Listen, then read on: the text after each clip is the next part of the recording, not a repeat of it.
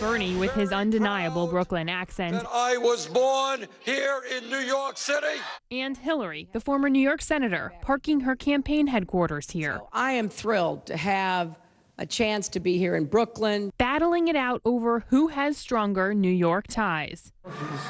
Born in Illinois, that's not a crime. I love New York. But a true Brooklynite. Good morning, how are you?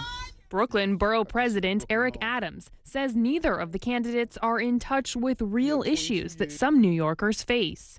There's a beautiful New York on Park Avenue, and then there's a troubled New York on Park Place in Brooklyn. So let's represent both parts of New York. A lifelong Democrat, Adams says he hasn't endorsed either candidate and won't be attending the debate on Thursday, being held in his borough at the Brooklyn Navy Yard. Why are we focusing on places that is a success story? Why not go to the heart of areas that needs to be successful? Brownsville is that. Brownsville is one of the most dangerous neighborhoods in New York City.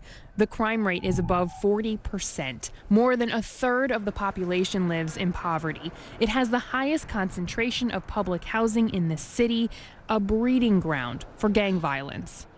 It's here we met Adams, in front of an elementary school where a mother of 12 was shot and killed, caught in the crossfire of gang warfare. Remember, she covered the body of her children, and she was shot and killed. And it's really representative of the Brownsvilles across America. His message is resonating with the people here. Gene Barkley says he was once into drugs and a life on the street in Brownsville. Life is hard here, and he wants the candidates to see that. If the candidates were to come to Brownsville, what would you want them to hear from the people who live here?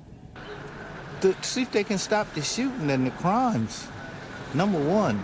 If that was stopped, a whole lot of other things would stop. With the April 19th primary approaching, Clinton and Sanders have been crisscrossing the city all weekend, vying for the state's 291 Democratic delegates. Clinton stopping at Brooklyn landmarks like the famed Junior's Diner, a favorite on the campaign trail. Sanders holding a rally in front of his childhood home, trying to close the gap.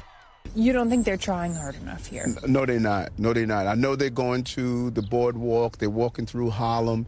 They're sitting in the black church. Those are traditional things. They cannot be afraid to come to Brownsville, sit down in a public housing, have a town hall right here, have a debate right here.